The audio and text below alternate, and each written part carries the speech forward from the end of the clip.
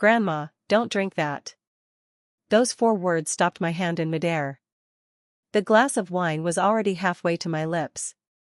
The room had been warm a second earlier, full of laughter, clinking plates, and that comfortable noise families make when everyone believes they're exactly where they belong. But the moment my grandson Ethan whispered those words, everything changed. I froze. The glass hovered inches from my mouth. And suddenly I could feel it. Every pair of eyes at the table was on me. Have you ever had a moment like that? A moment where something shifts in the air, but no one says it out loud? Where you feel like the entire room is waiting for something, but you don't know what. That's exactly how it felt. Let me take you back to the beginning of that night. It was my 67th birthday. Nothing dramatic. Nothing extravagant. Just a family dinner, or at least that's what I thought it would be. My son Daniel had insisted on organizing everything. "Mom, you've done enough birthdays for everyone else," he told me on the phone earlier that week. "This time you just show up and relax." Daniel is 42. Successful. Confident. The kind of man who walks into a room and instantly takes charge of it. He works in real estate development now. Tall, charming, persuasive. People trust him easily. Sometimes too easily. But that night, none of those thoughts were in my mind. All I knew was that my family had gathered to celebrate me. The restaurant Daniel chose was one of those places that tries very hard to feel intimate. Soft amber lighting. Dark wooden walls. White tablecloths so crisp they almost looked ironed onto the table. We had a private room in the back. Just family. Daniel sat across from me. His wife Claire sat beside him, elegant as always, her hair perfectly styled, her posture straight like she was posing for a photograph. Claire is 39 and has a talent for making every gathering look like it belongs in a lifestyle magazine. My grandson Ethan sat next to her. 6 years old. Quiet. Observant. The kind of child who watches more than he talks. That night he had been drawing pictures on the paper menu with a crayon the waiter gave him. And honestly, everything about the evening seemed normal. Maybe even a little too normal. Dinner had barely started when Daniel reached for the wine bottle.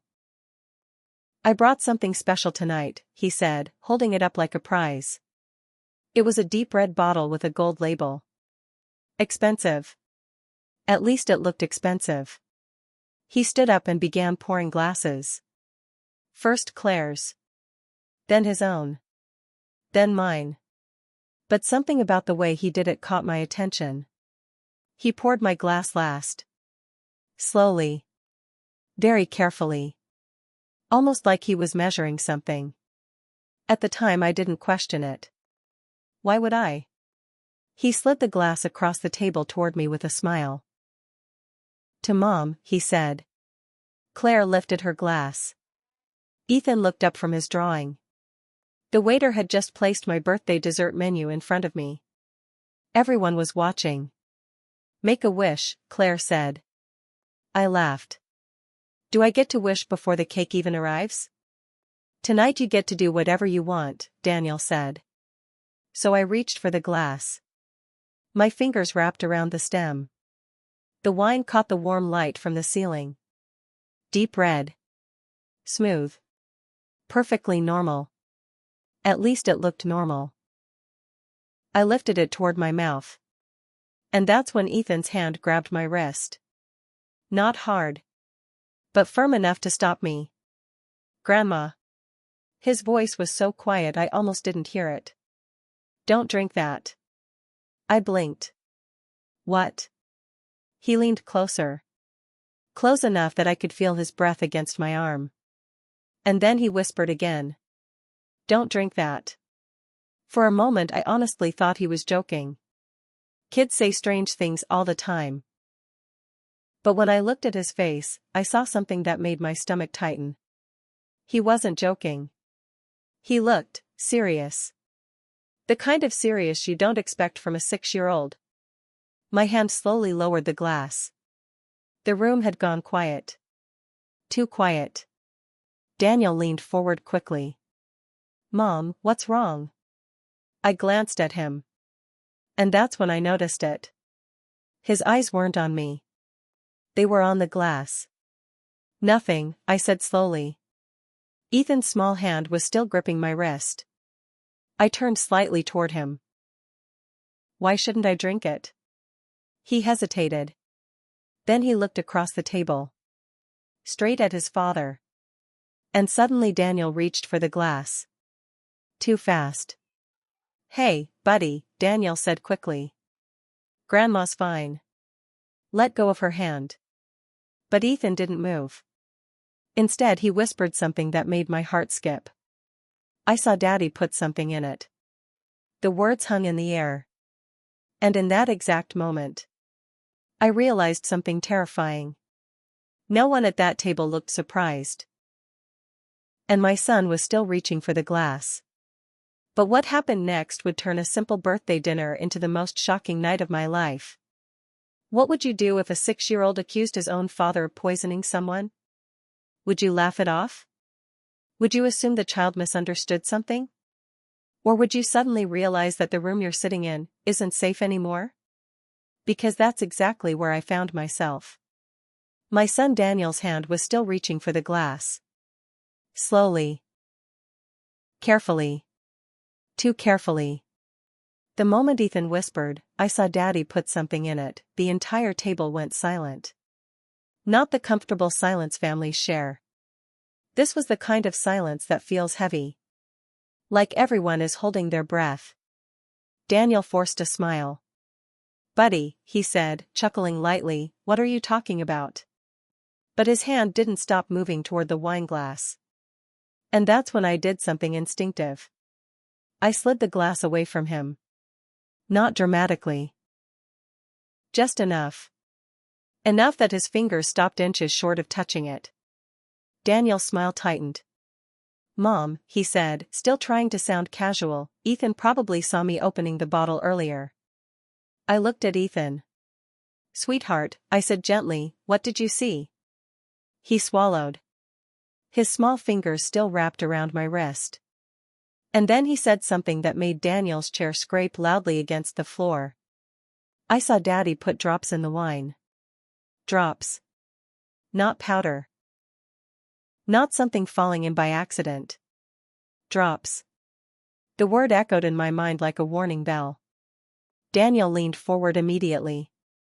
Okay, that's enough, he said quickly. His voice was sharper now. Claire placed her hand lightly on Ethan's shoulder. Ethan, honey, she said softly, sometimes grown-up things look confusing. But Ethan didn't look confused. He looked certain. And that's when I noticed something else. Daniel wasn't looking at Ethan. He was looking at me. Specifically. He was looking at the wine glass. Have you ever noticed how someone's eyes can give away everything they're trying to hide? That's what I saw in that moment. Not anger. Not embarrassment. Something worse. Panic. I slowly lifted the glass again. But this time I didn't bring it toward my mouth. I held it up in the light. The wine looked normal. Deep red. Smooth. No bubbles. No strange smell. Nothing floating inside. But suddenly it didn't feel normal. The room felt colder. Daniel, I said calmly, did you put something in this? Claire laughed quickly. Too quickly. Maggie, of course he didn't, she said. It's just wine. But Daniel didn't answer. Instead, he leaned back in his chair. Crossed his arms. And said something that immediately raised every alarm bell in my mind. Mom, Ethan's 6 years old. That was it. No denial. No explanation. Just a reminder of the child's age. Now let me tell you something about myself. Before I retired, I spent 32 years as a high school principal. 32 years of watching teenagers try to lie their way out of trouble. You learn something after 3 decades of that. When someone is falsely accused, they defend themselves immediately. When someone is guilty, they redirect. And Daniel was redirecting. I gently pulled my wrist free from Ethan's grip. Then I placed the wine glass back on the table. Right in the center. Between us. Okay, I said. My voice was calm. Too calm. If there's nothing in it, then we shouldn't have a problem. Daniel's jaw tightened slightly. Problem with what? With someone else drinking it. For a second, no one moved. Claire blinked. Daniel stared at me. Ethan looked up at both of us, wide-eyed. And then Daniel laughed. But it wasn't a real laugh. It was the kind people use when they feel cornered. Mom, come on, he said. Don't make this weird. Weird. That word hung in the air like a bad joke. Weird? I repeated. You think it's weird that a child says he saw something put in my drink, and I want to make sure it's safe? Claire leaned forward. Maggie, she said carefully, this is your birthday dinner. Let's not ruin it with misunderstandings. Misunderstandings. Interesting choice of word. But there was something else happening now. Something subtle. Daniel wasn't looking at the glass anymore. He was looking at me. Studying me. Like he was calculating something. And suddenly I realized something that made my stomach drop. He wasn't worried about Ethan's accusation. He was worried about whether I believed it. I leaned back in my chair slowly. Then I pushed the glass a few inches toward him. Daniel, I said. If there's nothing in the wine, drink it. The silence that followed was so thick it almost felt physical. Claire's fingers tightened on Ethan's shoulder. Daniel stared at the glass. Just stared. 1 second passed. Then 2. Then 3. And that's when I knew. Because if the wine had truly been normal, he would have picked up the glass immediately. Instead, my son did something I never expected. He didn't touch the glass. He looked at Claire. And Claire looked back at him. Just a quick glance. But it said everything. And suddenly a terrifying thought entered my mind. What if Daniel wasn't the only one who knew what was in that glass? But the next thing Ethan said would make the entire situation even worse. Why would a 6-year-old risk getting his own father in trouble? That was the question running through my mind as the silence at the table stretched longer and longer. Children protect their parents. Even when those parents are wrong. Even when they're scared. So for Ethan to say what he said, to sit there so firmly, gripping my wrist, refusing to let go. Something about that didn't add up. And just as that thought crossed my mind, Ethan spoke again. I saw the bottle. His voice was small, but steady. Daniel immediately straightened. Ethan, he said sharply, that's enough. But Ethan shook his head. No, he said quietly. And then he looked directly at me.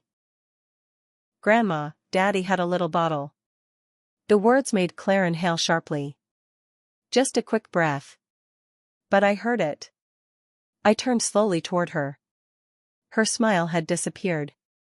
Ethan, she said gently, forcing warmth back into her voice, sweetheart, sometimes grown-ups have medicine. Medicine. Interesting word. Daniel seized the opportunity immediately. Exactly, he said quickly. I had vitamins in the kitchen earlier. Ethan probably saw that. Vitamins. Drops. Medicine. The explanations were starting to pile up.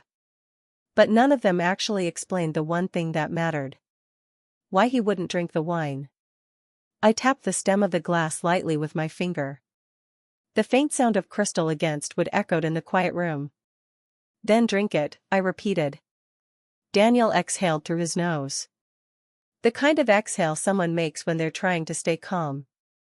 Mom, he said, lowering his voice, you're making a scene. A scene? I asked.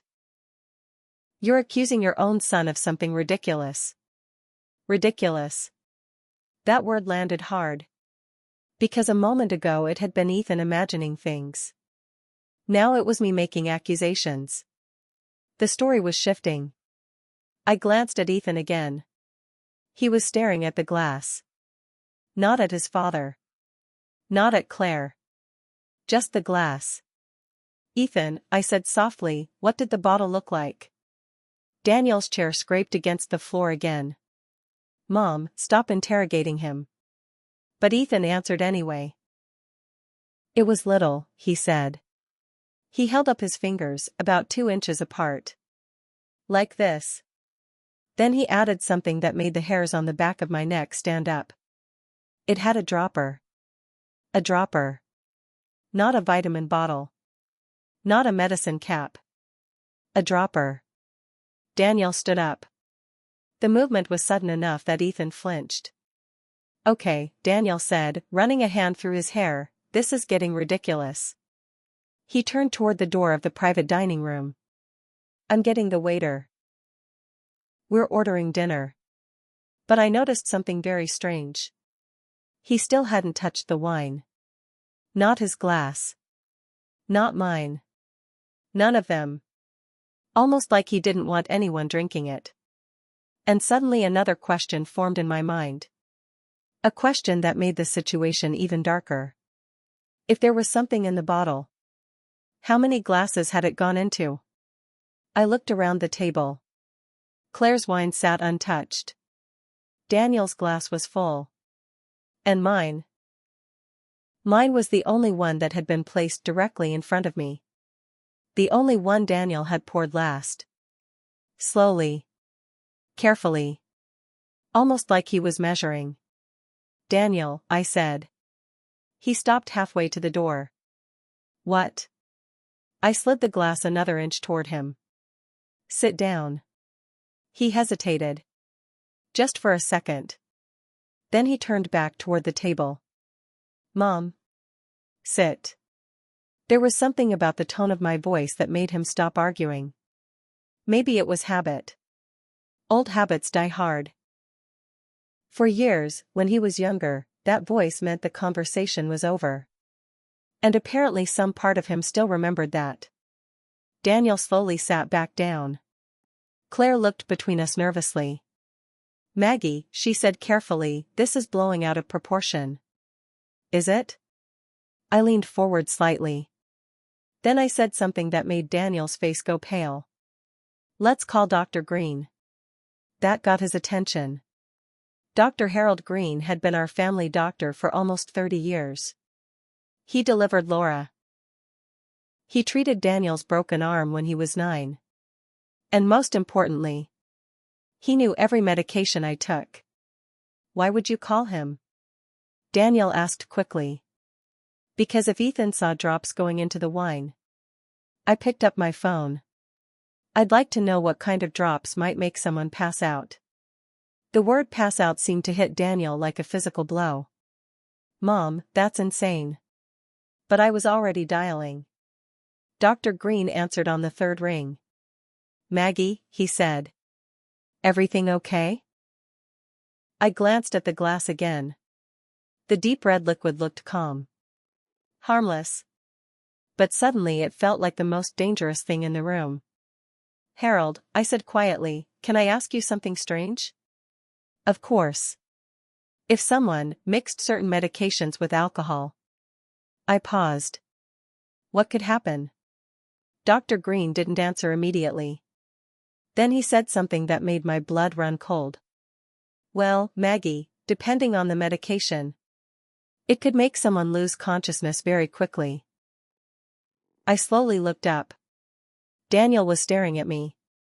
Not angry. Not defensive. Terrified. And in that exact moment, I realized something even worse. Because if Daniel expected me to lose consciousness tonight, then someone had planned what would happen after. Why would someone need you to lose consciousness? That question kept echoing in my mind after Dr. Green said those words. Lose consciousness. Not feel dizzy. Not feel sleepy. Unconscious. The kind of word doctors use when something serious is involved. And the moment that word left his mouth, I saw Daniel's expression change. Just for a split second. But it was enough. Because I had known my son for 42 years. And I had never seen that look on his face before. Fear. Real fear. Not the kind someone shows when they're embarrassed or caught in a misunderstanding. This was the kind of fear someone shows when a plan starts falling apart. "Harold," I said into the phone, "how fast could that happen?" There was a pause on the other end of the line. "Well," he said carefully, "depending on the medication and the dosage, it could happen within minutes." Minutes. The word settled into the room like smoke. I thanked him quickly and ended the call. No one spoke. Daniel's eyes were still locked on me. Claire looked like she had stopped breathing entirely. And Ethan? Ethan was still staring at the glass. 6 years old. And somehow the only person in that room who had tried to stop what might have happened. I placed my phone down slowly. "Daniel," I said. "Yes?" His voice sounded strained now. Tight. Controlled.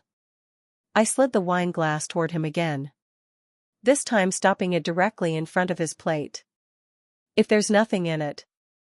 I let the sentence hang there. "You drink it." Claire immediately leaned forward. "Maggie, this is absurd." "Is it? You're accusing Daniel of drugging you." "No," I said calmly. "I'm asking him to prove he didn't." Daniel stared at the glass again. Still unmoving. Seconds passed. Long ones. Then finally he spoke. "I'm not drinking it." The words landed heavily. There it was. Not a denial. Not a defense. Just refusal. "Why not?" I asked. He leaned back in his chair. Crossed his arms. "You're being dramatic, Mom." "Then prove it." "I don't have to prove anything." "Interesting." I tapped the table gently. "You poured it." "So?" "You insist there's nothing in it." "There isn't." "Then drink it." Daniel's jaw tightened. And suddenly Claire spoke again. This time faster. More nervous. "Maybe the wine just went bad," she said quickly. "Went bad?" That made me blink. Wine doesn't go bad in the 5 minutes it takes to pour it. And she knew that. Everyone at the table knew that. Even Ethan looked confused by that explanation. I leaned back slowly. Then I said something that made the entire conversation shift. "Daniel. Do you remember the lake house?" His eyes flickered. Just for a moment. "Yes." "Do you remember the last time we argued about it?" Claire sat very still now. Daniel said nothing. So I continued. "You wanted me to sell it." "That's not what this is about." "No?" "That property is worth millions now," he said sharply. "There it is." Claire closed her eyes briefly. Like she knew exactly where this conversation was going. But I kept talking. "You've been pushing me for months." "That's because it's a smart decision. For you. For the family." "The family." That word again. I studied him carefully. "You already had a developer interested, didn't you?" Daniel's silence answered the question. "You were waiting for my signature." "You're twisting this." "And when I refused?" Daniel leaned forward suddenly.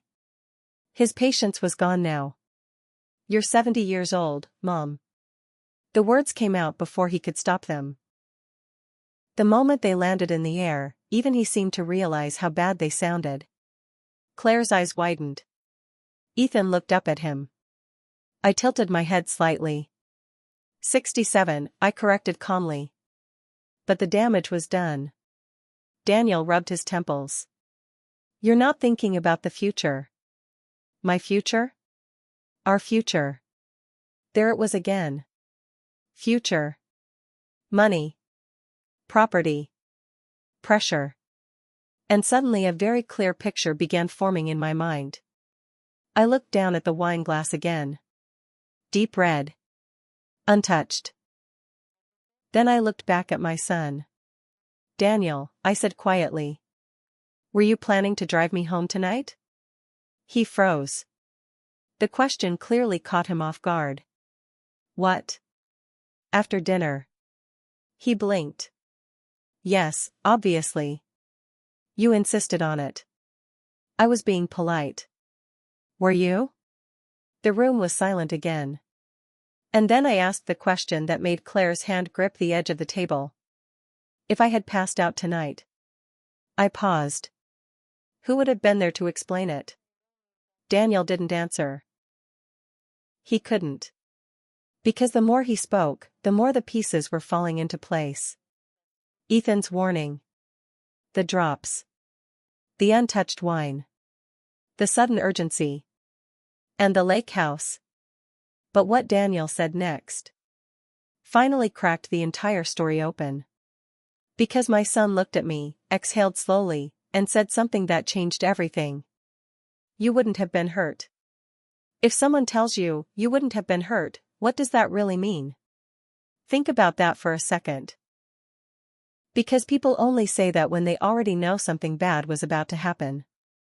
The moment Daniel said those words, the entire room seemed to tilt. You wouldn't have been hurt. Not nothing was in the wine. Not this is ridiculous. Not Ethan misunderstood. Just that. Claire's head snapped toward him immediately. Daniel, she whispered. But it was too late.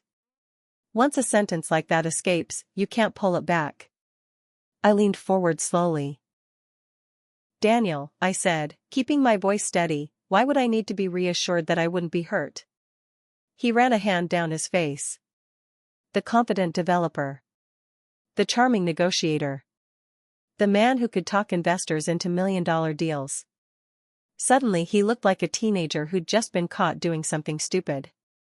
You're twisting my words, he muttered. Am I? The wine glass sat between us like evidence in a courtroom. Untouched. Heavy with implication. I pushed it another inch toward him. Drink it. His eyes flicked to the glass. Then back to me. No. And there it was. No hesitation this time. No pretending. Just refusal. Claire sat up straighter. Maggie, please, she said quickly. This dinner is getting out of control. Out of control. I almost laughed. My grandson had just warned me not to drink something. My son refused to touch it himself. And somehow I was the one making things out of control. Interesting logic. I turned toward Ethan again. He was sitting very still now. Watching the adults like a small referee in a very strange game. Ethan, I said gently, do you remember where Daddy was when you saw the bottle? Daniel groaned. Mom, stop. But Ethan answered anyway. In the kitchen, he said. At home? He nodded. Before we left. Claire's fingers tightened on the tablecloth. I noticed that. Small details matter. Especially when people are nervous. And the bottle? I asked. What color was it? Ethan frowned slightly, thinking. Brown, he said. Like medicine. Daniel stood up suddenly. Okay. That's enough. His chair scraped loudly across the floor. A couple of diners outside the private room glanced through the doorway. The atmosphere inside the room had shifted completely now. The birthday dinner was gone. This was something else. Mom, Daniel said firmly, you're embarrassing everyone. Am I? Yes. Then answer a simple question. He crossed his arms. What? What was in the dropper bottle? Daniel stared at me. The silence stretched again. Then he said something that almost sounded like a confession. It wasn't poison. Claire closed her eyes. I didn't move. Not an inch. Because the words he just used told me everything. Not poison. Which meant something was in the wine. You're right, I said quietly. Maybe it wasn't poison. Daniel shifted his weight. Relief flickered across his face for half a second. Like he thought the conversation might finally be calming down. Then I said the next sentence. But that doesn't mean it was harmless. The relief vanished. Claire spoke again quickly. It was just something to help you relax. I turned to her slowly.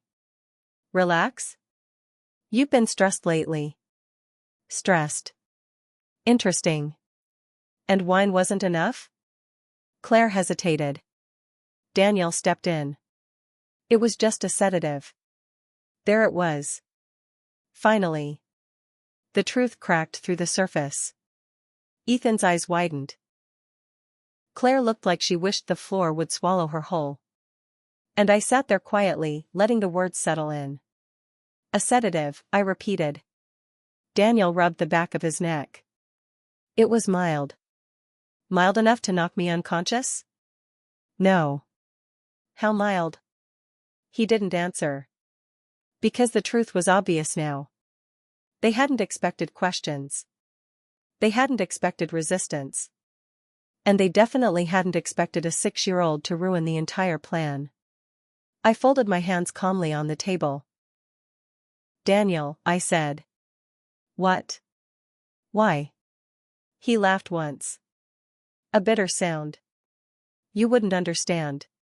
Try me. He looked at Claire again. The same glance they had shared earlier. A silent conversation. Then he said something that made my heart sink.